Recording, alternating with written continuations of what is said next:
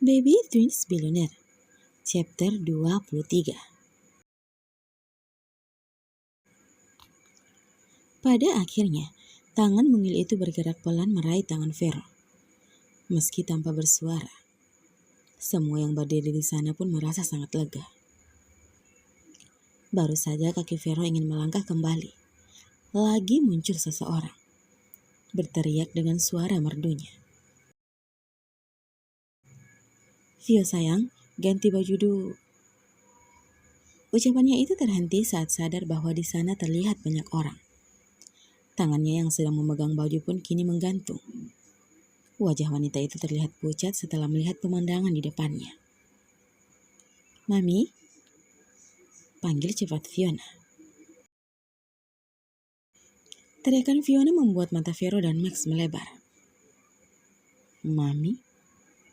Vero pelan. "Iya, Dek, itu mami kami." Terang Fiona seraya menunjuk Freya. Vero langsung menatap tajam ke Maret. Gadis yang ditatap itu langsung gugup dan terkejut. "Saya hanya mama angkat mereka, Freya mama kandungnya," jelas Maret terbata. Vero refleks membuka mulut.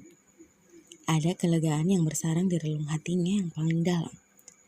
Ternyata wanita yang sudah mengganggu pikirannya beberapa hari ini, ternyata ibu kandung si kembar. Anak yang sudah dinobatkan secara kasat mata melalui wajahnya. Bukan hanya Vero, Max di belakang pun turut tersenyum samar. "Syukurlah, bukan Maret mami kandung mereka," cicit pelan Max, namun masih ditangkap sama Jordan. Pria parubaya itu mencuri pandang kepada putranya. Ikut mengulas senyum tipis saat melihat tatapan Max kepada Maret. "Sepertinya aku akan langsung punya 2 menantu," batin Jordan. "Mami?" panggil Filio saat melihat Freya tak bergeming. Pria masih berdiri mematung. "Pria itu," cicitnya yang hanya bisa didengar olehnya. Freya menjatuhkan baju di tangannya saat menyadari sesuatu. Dadanya terlihat kembang kempis dengan nafas yang tak beraturan. Matanya bergerak gelisah, memandangi Vero, Fiona, dan Filio secara bergantian. "Tidak mungkin." Freya menggeleng cepat. "Tidak mungkin. Tidak mungkin itu daddy mereka. Tidak mungkin aku bertemu pria itu." Mata Freya tampak sudah memerah. Tanpa berlama-lama, Freya melangkah cepat ke arah Vero berdiri. Wanita itu tanpa babi bu langsung mengambil Fiona dari gendongan Vero dan juga melepaskan tangan Filio dari Vero. Perlahan mundur. "Jangan menyentuh anakku," ucapnya sangat tegas dengan wajah yang memerah.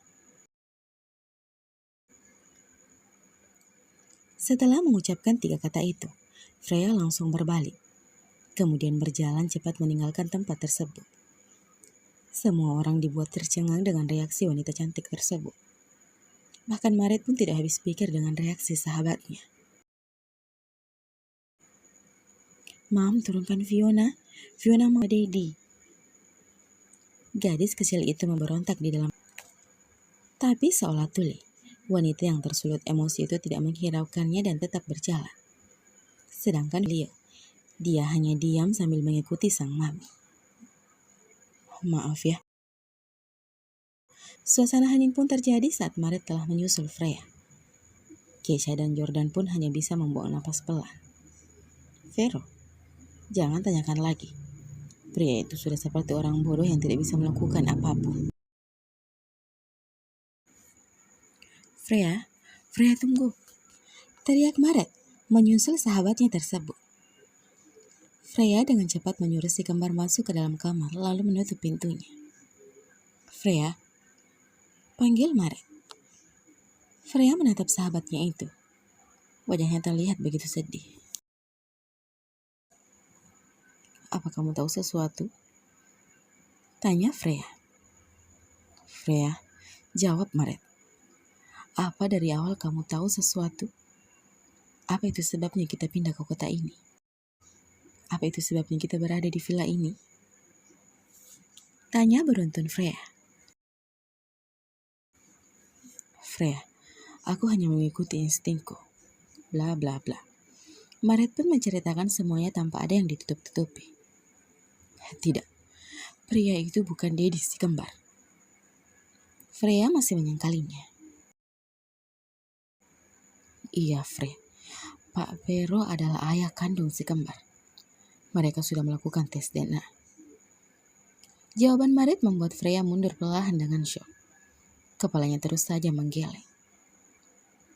Kamu bahkan melakukan hal ini tanpa meminta pendapatku, Red. Sentak Freya. Aku melakukan ini untuk si kembar, Freya. Tolong jangan marah. Tutur Maret. Tapi kamu tidak memikirkan perasaanku, Red. Aku sudah bilang aku membenci pria di malam itu. Aku membencinya. Untuk apa kau mencarinya? Terang Freya penuh penekanan. Jangan egois, Freya. Sekalipun kamu membencinya, tapi si kembar sangat membutuhkan Dedi mereka. Tanpa pria itu kami masih bisa hidup, Red. Freya. Teriak Maret yang juga ikut tersulut emosi. Jangan egois, Freya. Kamu tidak tahu bagaimana si kembar sangat menginginkan Dedi mereka. Apa kamu tidak pikir bagaimana perasaan Filio dan Fiona saat melihat semua teman sekolahnya diantar sama kedua orang tuanya?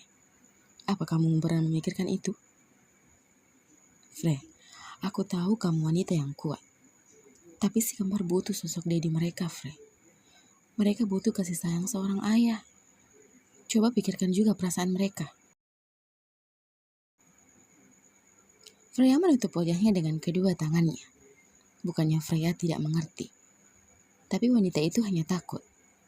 Wanita itu sangat takut jika saja ia kehilangan kedua anaknya. Freya, tolong mengertilah. Tutur Maret. Red, aku bahkan sangat mengerti. Tapi aku takut, Maret. Aku takut. Apa yang kamu takutkan, Freya? Aku takut jika aku bertemu pria itu. Dan ternyata pria itu sudah berkeluarga. Dan itu akan membuat anakku tambah bersedih. Aku takut jika pada akhirnya pria itu akan mengambil anakku dan memisahkan kami. Sekarang kamu tahu bahwa Dedi mereka adalah orang kaya. Mereka bisa melakukan apapun yang mereka mau termasuk mengambil si kembar. Aku tidak bisa hidup tanpa anak-anakku, Maret. Aku tidak bisa hidup tanpa anak-anakku, Red. Tolong mengerti posisiku. Usai mengatakan hal itu, Freya masuk ke dalam kamar lalu menguncinya. Maret hanya tinggal membuang nafas lesu. Pak Vero tidak akan melakukan itu, Freya. Dia bahkan sudah lama mencarimu. Dia bukan hanya akan mengambil si kembar, tapi juga kamu.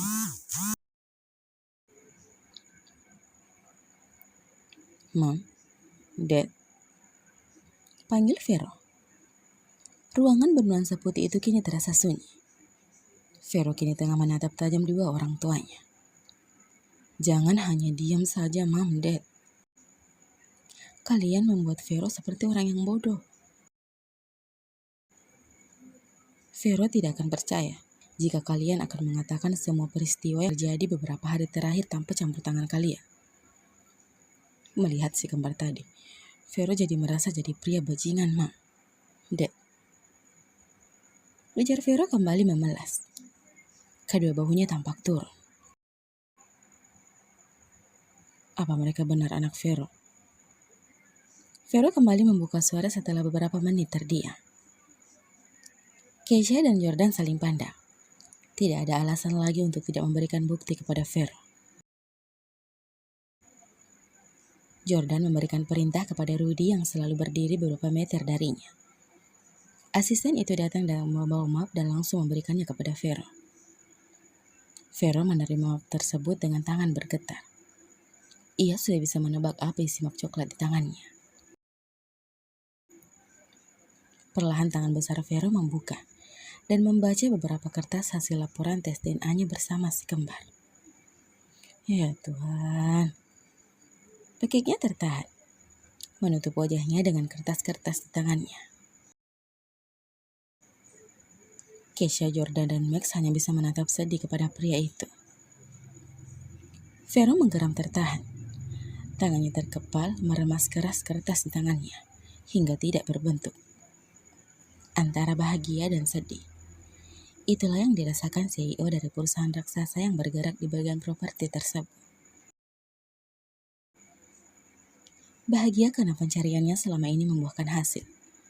Dan ia akhirnya bisa menemukan wanita yang selama ini dia cari, tanpa sengaja. Bahkan tanpa dia sadari, ia telah memiliki sepasang anak kembar yang begitu menggemaskan. Namun di saat yang bersamaan, Vero merasa sangat sedih dan kecewa. Dia tidak bisa bersama ketiga orang itu selama beberapa tahun ini. Ia bahkan tidak sanggup membayangkan kehidupan seperti apa yang telah dilalui Freya dan si kembar. Vero merasa menjadi lelaki yang sangat brengsek di muka bumi ini. Terlebih lagi saat melihat reaksi Freya yang terlihat begitu membencinya. Wajar saja jika wanita itu marah. Bahkan marah saja tidak cukup untuk mengganti penderitaannya selama ini. Maafkan aku, Freya. Tolong berikan aku kesempatan untuk menebus semua kesalahanku. Tolong biarkan aku bertanggung jawab kepada kalian. Batin Vero. Bersambung. Sampai jumpa di episode selanjutnya ya. Bye-bye.